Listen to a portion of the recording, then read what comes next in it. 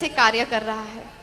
और मुझे ये आश्वासन है कि आप अगर अपने हृदय में यीशु को पूरी तरह से बसा लेंगे, मैं आपसे कहती हूं कि परमेश्वर के लिए कुछ भी असंभव नहीं है। Nothing is impossible for him. आज जब ये बच्चे गा रहे थे तो मुझे इस पे एक चीज याद आई।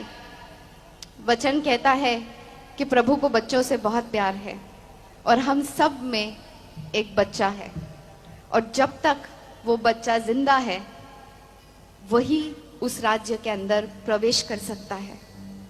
जब वो बचपना प्रभु को पसंद नहीं है, लेकिन वो बच्चा जो हम में है, जो मासूमियत की एक निशानी होती है, वो मासूमियत जब तक हम में झलकती है तब तक हम सुकून से रहते हैं, शांति से रहते हैं, और हम में कोई छल कपट नहीं होता।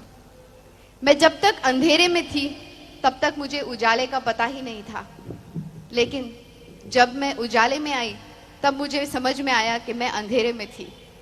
इसीलिए जब प्रभु यीशु मसीह आपको छूता है, आपके जीवन में आता है, तो आपको एहसास होता है कि बाहर के जीवन में कितना अंधेरा है, और वो अंधेरा सिर्फ वो एक ही उजाले में बदल सकता है, क्योंकि वही है सच्चाई, वही है मार्ग, और वही है जीवन। और जीवन में आनंदित होना बहुत ज्यादा जरूरी है हर परिस्थिति में।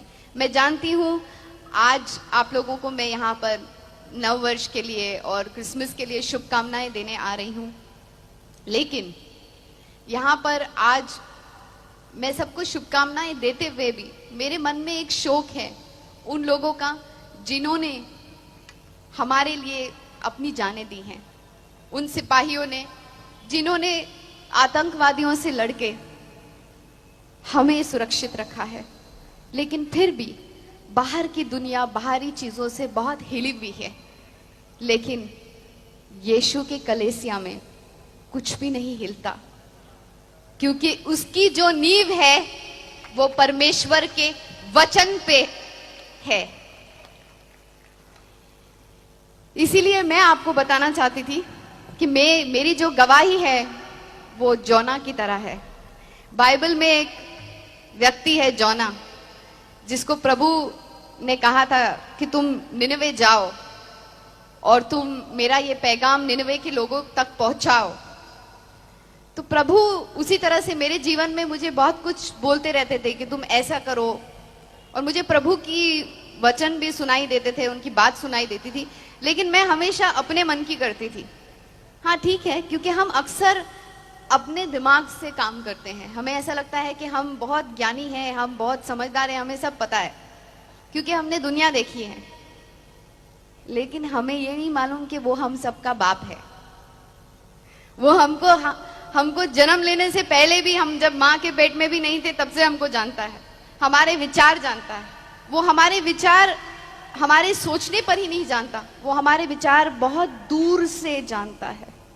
इसीलिए जब हम अनादर करते हैं प्रभु, हमने बहुत सारी चीजें जब से इस धरती पे आई हैं, इतनी सारी चीजें, इतनी सारी गलतियां की हैं, फिर भी परमेश्वर, पिता परमेश्वर हमसे इतना प्यार करते हैं, हमसे इतना प्रेम करते हैं कि वो हमें गलत रास्ते पर जाने नहीं देते। और अगर हम चले भी जाते हैं तो वो हमें मौत के मुंह में से भी खींच के लेकर आते हैं। जिस तरह एक माँ अपने बच्चे को, जब बच्चा गलती करता है, बच्चा कहीं चले जाता है, तो माँ उसे पीटती है, उसे प्यार करती है, उसे वापस लेकर आती है, गलत रास्ते पर जाता है तो। उसी तरह परमेश्वर कई बार हमें थोड़ी सी तकलीफें देता है ताकि हम वापस उस रास्ते पर, सही रास्ते पर आ जाएं। और जोना के साथ कुछ ऐसा ही हुआ, जो कि मुझे लगता है कि मेरे जीवन के साथ कुछ ऐसे हुआ। वो निनवे जाने के बजाय अपने ही रास्ते पर कोई और जगह जाना चाहता था, और उसने जहाज लेके वहां से जाना शुरू किया अपने रास्ते पर। जब हम दुनिया में होते हैं, दुनियादारी के काम में होते हैं, तो ऐसी कई चीजें आती हैं हमारे सामने जो हमें लगता है नहीं, ये चीज से हमें ज्यादा फायदा होगा। फायदा या नुकसान हम फायदे या नुकसान के तरीके से उसे देखते हैं। हम ये नहीं सोचते कि फायदा और नुकसान पाने के लिए हमें क्या करना पड़ेगा, हमें किसी को दुख पहुंचाना पड़ेगा, हमें किसी को ठेस देना पड़ेगा। हम ये सब नहीं सोचते। हमें ऐसा लगता है कि हमें ये चाहिए और हमें किसी भी कीमत पे ये मिलना चाहिए। वो शायद बहुत बड़ा कुछ खराब चीज ना हो, लेकिन कहते हैं ना, झूठ छोटा हो या बड़ा, झूठ झूठ होता है। उसी तरह से जब हम छोटी छोटी चीजें पर देखने जाएं, जब हम प्रभु को प्यार करते हैं और हम सोचते हैं कि प्रभु हम तुम्हें प्यार करते हैं, हम तुम्हें जानना चाहते हैं, तो प्रभु बस हमारे दरवाजे पर खड़ा है, ठोक रहा है। हमें बस दरवाजा खोलने की देर है और वो अंदर आएगा और हमें एक सही रास्ता दिखाएगा। तो जोना जिस तरह से निनिवे के बजाय कहीं और जा रहा था, उस तरह से मैं भी अपनी जिंदगी में कहीं और ही जा रही थी, अपनी मन की मर्जी की चीजें कर रही थी। तो प्रभु ने कहा ठीक है, अब इसको सही रास्ते पर लाने के लिए क्या हो जाता है, जब हम अपने रास्ते पर जाने लगते हैं तो शैतान का राज्य है, दुनियादारी में तो शैतान का ही राज्य है। और जब हम शैतान के राज्य की तरफ चलने लगते हैं तो प्रभु हमें वापस खींच के वापस लाना चाहता है। तो प्रभु ने जोना को वापस लाने के लिए, वो पानी में जहाज में जा रहा था, तो उन्होंने जहाज में वो पानी में तूफान लेकर आए और तूफान में पूरा जहाज हिलने लगा और जहाज के लोग डर गए और उन्होंने अपने भगवान को याद किया, उन्होंने अपने लोगों को याद किया, जिन भगवानों को वो मानते थे सबको याद किया, लेकिन कुछ नहीं हुआ, तूफान नहीं थमा। फिर उन्होंने पर्चियां डाल के पूछा कि ये कौन है, और फिर जोना का नाम निकला। और फिर जोना का नाम जब निकला तो उन्होंने जोना से पूछा कि तुम्हें पता है कि ये सब क्यों हो रहा है और कैसे हो रहा है। तो उसने कहा कि हाँ, ये वो प्रभु, मेरा प्रभु कर रहा है जिसने ये आसमान और जमीन बनाई, जिसने ये समुंदर बनाया, और वो ये कर रहा है। तो कभी कभी प्रभु भी हमारे जीवन में ऐसी छोटी छोटी उथल पुथल करते रहते हैं ताकि हम सीधे रास्ते पर आ जाएं। बट ज्यादातर जो हम हमेशा ही प्रभु को हर चीज के लिए दोष देते हैं वो सही नहीं है, क्योंकि बहुत सारी चीजें, और मैं कहती हूं कि 90 से भी ज्यादा प्रतिशत चीजें जो हमारी जिंदगी में गलत हो रही होती हैं, ज्यादातर वो सब शैतान कर रहा होता है। लेकिन प्रभु सिर्फ हमें सुधारता है। प्रभु चाहते हैं, प्रभु को क्रोध भी बहुत है, लेकिन प्रभु में बहुत करुणा है।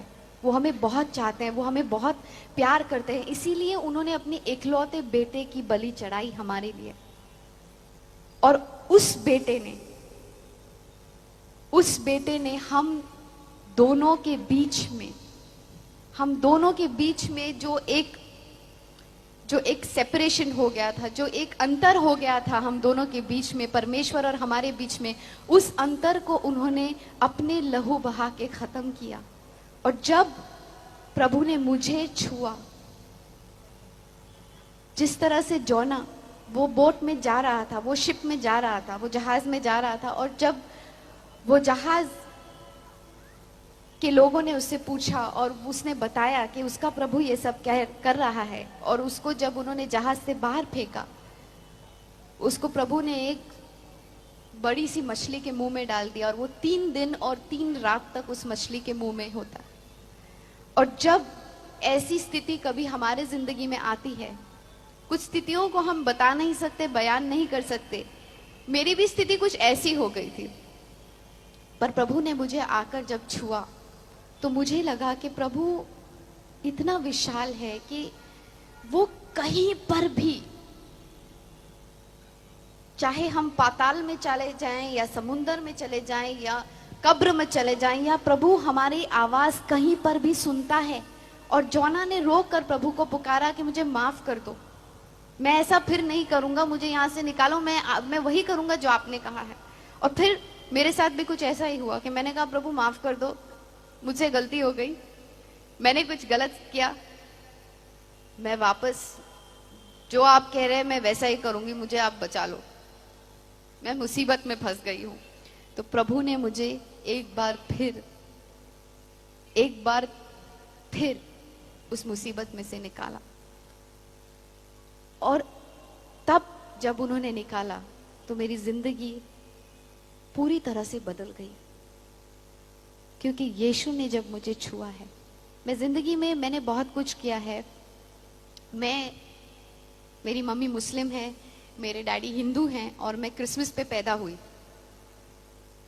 तो नेशनल इंटीग्रेशन मुझ में है। मैंने बहुत सारे तरीके अपनाए प्रभु तक पहुंचने के लिए, पर वो कहते हैं ना कि यीशु के द्वारा ही पहुंच सकते हैं उनके पास, दूसरा कोई तरीका नहीं है, क्योंकि हम लोग सब ही अपवित्र हैं। हम में से एक भी ऐसा नहीं है जो पापी नहीं है। हाँ, छोटा पाप हो या बड़ा पाप हो, पाप ही होता है। तो हम में से एक भी ऐसा नहीं है जो अपवित्र नहीं है, क्योंकि परमेश्वर इतने पवित्र हैं कि सिर्फ उनका बेटा, सिर्फ यीशु मसीह हमको उन तक पहुंचाता है। और इसीलिए जब मैंने उस सच्चाई को जान लिया और यीशु को अपनी जिंदगी में अपनाया, तो मेरी जिंदगी में इतना सुकून और शांति आई कि मैं वो शांति और सुकून को बयान नहीं कर सकती हूँ। मेरी जिंदगी में सब कुछ था, नाम था, शौहरत था, पैसा था, सब कुछ, ऐसी कोई चीज नहीं थी, लेकिन वो शांति थी जो थोड़े क्षणों के लिए थी। फिर थोड़े क्षण के बाद फिर कुछ और हो जाता, फिर वो शांति बिगड़ जाती। लेकिन जब यीशु ने मेरे जीवन में, जब यीशु आए, तो उन्होंने मुझे ऐसी शांति दी कि वो शांति को आज तक मैं भी नहीं समझ पाई, वो मेरे भी समझ के बाहर है। That peace which surpasseth all understanding, वो शांति, वो सुख।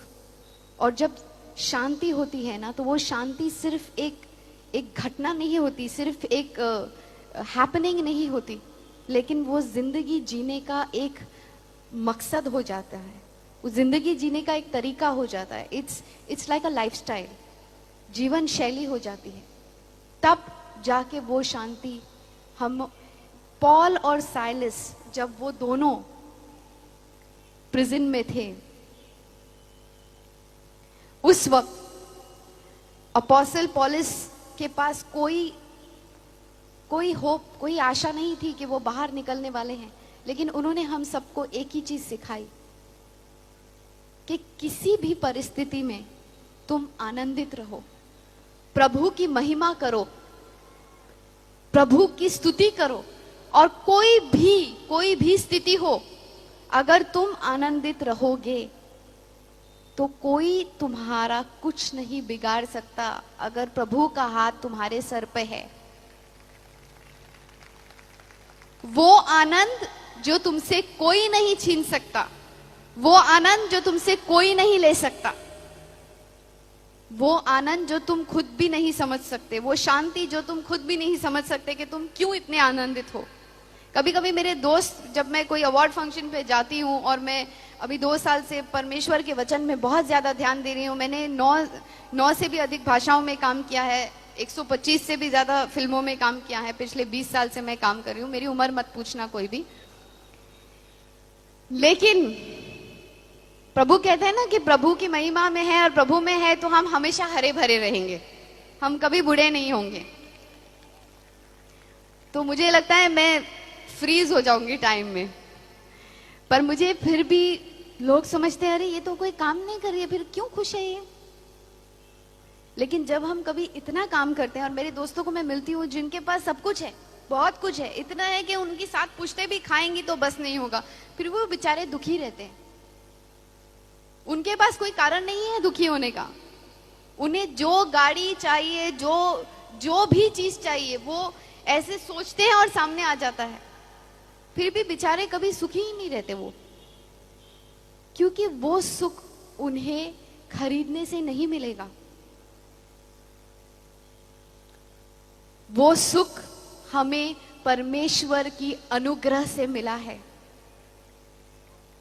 और वो सुख हमें यीशु मसीह के बलि से मिली है। उनके खून से उन्होंने जो हमें धोया है। कई बार हमें ये समझ में नहीं आता कि हमारे साथ ऐसा क्यों हो रहा है।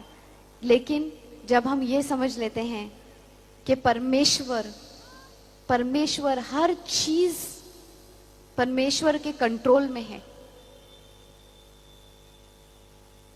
हर चीज, God is in control of everything. हर चीज जब उनके कंट्रोल में है, हर चीज जब उनके ताबे में है, जब हम ऐसा सोचने लगते हैं तो अपने आप हमें एक शांति मिलती है। परमेश्वर के वचन के द्वारा हमें सब समझ में आता है कि हमें किस तरह से आगे बढ़ना है। आज मुझे खुद नहीं पता होता है कि मैं कल कहां जा रही हूं। मैं कभी कहीं भी पहुंच जाती हूं और ये सब पवित्र आत्मा का काम है। और परमेश्वर जो मेरे साथ कर रहे हैं शायद मैं खुद भी समझ नहीं पा रही हूं, लेकिन मुझे बहुत आनंद है और मुझे बहुत खुशी है कि आज पहली बार इतने सालों बाद परमेश्वर मुझे इस्तेमाल कर रहा है। और मैं आप सबसे सिर्फ ये कहूंगी कि आपके जीवन में, आपके अपने जीवन में आपको ये सवाल अपने आप से करना चाहिए कि मैं परमेश्वर के लिए किस तरह इस्तेमाल हो सकता हूं या हो सकती हूं। हम हमेशा अपने बारे में सोचते हैं, अपने बारे में हम हमेशा ये सोचते हैं हमारा क्या होगा, हमारे परिवार का क्या होगा, आसपास के लोगों का क्या होगा। लेकिन जब हम अपने आप में से निकलकर एक प्रेम भाव में, जब हम प्रेम भाव में जाते हैं, एक दूसरे से प्यार से रहते हैं, एक दूसरे से बर्ताव करते हैं। फिल्म इंडस्ट्री ने मुझे बहुत अच्छी अच्छी बातें भी सिखाई है। मुझे उन सब लोगों का प्यार मिला है, अनजाने लोगों का प्यार जिनको मैं जानती भी नहीं। और आज मैं जहां पर भी जाती हूं मुझे ऐसा लगता है यही मेरा घर है। और परमेश्वर की उपस्थिति में हमेशा हमें ऐसा ही लगता है। मसीह में हम सब भाई बहन हैं। यीशु मसीह ने कहा है ना कि मेरे रिश्तेदार वही हैं जो मसीह में है। इसीलिए मेरे भाई बहन, मेरे घर बार, मेरे रिश्तेदार आप सब हैं। और मैं सबसे यही कहूंगी कि अमन और शांति कोई भी मजहब का नहीं होता, कोई भी जात पात उसमें नहीं आता। अमन और शांति सबके लिए है, जो यीशु मसीह जिस चीज के लिए यहां पर आए थे, अमन और शांति के लिए। हम सबको उन्होंने एक ही परिभाषा सिखाई, वो है प्यार की परिभाषा। हम सब अपने करियर के बारे में सोचते हैं, अपने बारे में सोचते हैं, लेकिन जब हम खुदा के बारे में सोचने लगेंगे, जिस तरह से परमेश्वर हमारे बारे में सोचता है, तब वो हमारे जीवन में एक ऐसा कार्य करता है जो हमारी भी समझ के बाहर होता है। जब हम अपनी समझ से चलते हैं तो हम शायद वो सब नहीं कर सकते, पर जब हम परमेश्वर के ऊपर छोड़ देते हैं तो परमेश्वर हमको एक ऐसी स्थिति पर लेके जाता है, इतनी ऊंचाई पर लेके जाता है जो हम खुद भी उसका अनुमान भी नहीं लगा सकते। और मैं सिर्फ इतना आपसे कह सकती हूं, ऐसा होता है ना कि कोई मुझे पूछेगा कि गुलाब जामुन कैसे होता है, तो मैं बोल सकती हूँ गुलाब जामुन ब्राउन कलर का होता है, जामुन क्या ब्राउन कलर का होता है और अंदर से बहुत मीठा होता है और बहुत अच्छा होता है। लेकिन मैं आपको ठीक तरह से उसका स्वाद बता नहीं पाऊंगी जब तक आप उसे चखेंगे नहीं।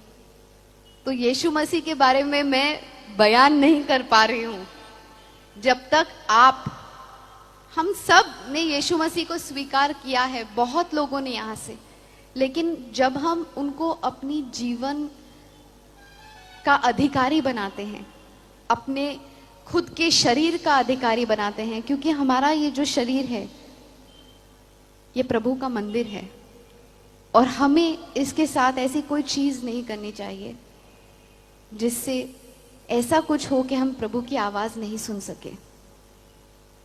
और जब हम प्रभु की आवाज सुन पाते हैं तो हम में एक ऐसी शांति आ जाती है कि हमें आगे के सारे रास्ते हमारे खुलने लग पड़ते हैं। हमें यह पता होता है कि प्रभु प्रभु का प्लान, प्रभु की योजना हमारी जिंदगी के लिए क्या है, और वो सबसे ज्यादा जरूरी है। और जब हम उस शांति को पाते हैं जो प्रभु की शांति है, जब प्रभु के चेले ने उन शांति को पाया था, उस शांति को पाया था, तो उन्होंने जाके जगत भर में प्रभु का पूरा वचन फैला दिया था, और वो भी शांति के लोग हो गए थे, और शांति ही शांति फैल गई थी। उसी तरह से जब हम भी उस शांति का पैगाम लेकर लोगों के पास जाते हैं, तो थोड़ा सा उसका एक अनुभव फैलाते हैं। और प्रभु के वचन में बहुत शांति है, उसे पढ़िए और उस पे अध्ययन कीजिए, क्योंकि आपकी जिंदगी की हर समस्या, आपकी जिंदगी की जो भी प्रॉब्लम है, जो भी कठिनाई है, जो भी दर्द है, जो भी पीड़ा है, जो भी तकलीफ है, वो सारा कुछ आपको वचन द्वारा सब कुछ समझ में आ जाएगा, जिस तरह से प्रभु ने मुझे समझाया है। मुझे आज कोई भी चीज में आपत्ति नहीं है। मेरी जिंदगी में किसी भी परिस्थिति में मुझे पता है कि अब आनंद ही आनंद है, चाहे कुछ भी हो जाए। और मैं वही आनंद का संदेश आपके पास लेके आई हूं, क्योंकि जब आप खुद आनंदित होंगे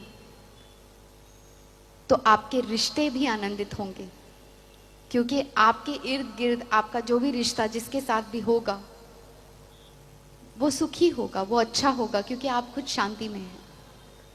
और अगर आप खुद शांति में हैं तो आपको खुद भी शांतता महसूस होगी, और जब आपको शांतता महसूस होगी तो आपका हर वो निर्णय जो आप लेंगे वो सही होगा, क्योंकि शांति से लिया हुआ निर्णय में हमेशा शांति ही प्राप्त होती है और आगे बढ़ने में आसानी होगी। आज मुझे लगता है कि मेरी जिंदगी का मकसद पूरा हो गया। उनके साथ अपना रिश्ता बनाएं, और जब आप उनके साथ एक रिश्ता बनाएंगे आपको हर चीज का जवाब जिंदगी में मिलेगा, जिस तरह से आज मुझे मिल रहा है। अगर आज मैं परमेश्वर के साथ समय नहीं बिताती तो मुझे कुछ अजीब सा महसूस होता है। मुझे ऐसा लगता है कि मैं बहुत कुछ खो रही हूं। मेरी जिंदगी बदल गई है और बस अब मेरे जीवन में आनंद है, चाहे कुछ भी हो न हो। मुझे जाकर वचन में रहना है, वचन लोगों के बीच में अच्छा संदेश फैलाना है और उनसे ये कहना है कि आप गुलाब जामुन चख के देखो, आप यीशु मसीह को अपने जीवन में, अपने हृदय में लाकर उन्हें सिर्फ वहां रखना नहीं, उनके साथ एक रिश्ता बनाओ। रोज उसे अपनी एक जीवन का हिस्सा, ऐसा हिस्सा जो कि आप एक एक्टिविटी के तौर पे नहीं, ऐसा हिस्सा बनाओ कि जिसके बिना आप जी नहीं सकोगे। और आप देखोगे कि जीवन में आपके जितने भी मुश्किलें हैं, जितने भी दुख तकलीफें हैं, सब छूमंतर हो जाएंगी। कुछ भी चीज आपके लिए मुश्किल नहीं होगी।